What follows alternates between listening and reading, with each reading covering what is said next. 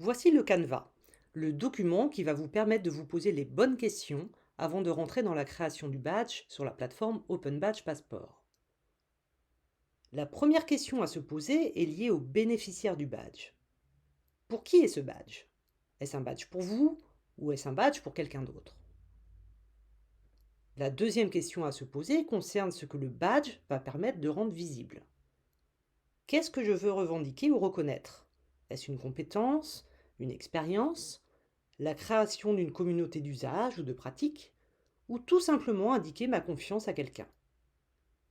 Est-ce que je veux montrer qui je suis avec mes badges, partager avec les autres ce que j'apprends ou ce que j'ai appris, rendre visible un talent caché ou défendre une cause? Cette description influencera sans aucun doute le choix de nom du badge. Il faut ensuite s'interroger sur les critères. Qu'est-ce que j'ai fait ou que faut-il faire ou démontrer pour obtenir ce badge? Qu'est-ce que j'ai appris ou que faut-il apprendre? Quelles sont les qualités qu'il faut avoir pour obtenir ce badge?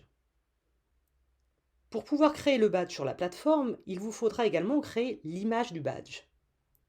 Vous pouvez vous aider pour cela du générateur de visuels développé par le Dôme et mis à disposition du grand public à l'adresse openbadge.ledome.info.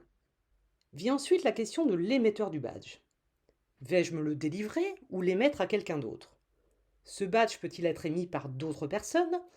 Ai-je envie de le mettre à disposition de la communauté en le créant sur la plateforme wikibadge.org?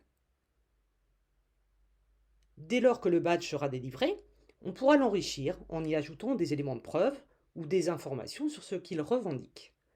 Ces preuves ou informations, qui doivent être au format numérique, peuvent être des fichiers texte, des fichiers multimédia ou des liens vers des pages web ou pages de portfolio. Enfin, il est intéressant de se questionner sur la reconnaissance que des personnes, des communautés ou des organisations pourraient apporter à ce badge. Qui pourrait l'endosser? Qui pourrait attester de ce que le badge revendique? Qui pourrait témoigner qu'il lui reconnaît de la valeur? Cela peut être un ami, un collègue, un employeur, une communauté de pratique ou une institution. Voici donc les questions que vous devez vous poser avant de vous lancer dans la création du badge sur la plateforme.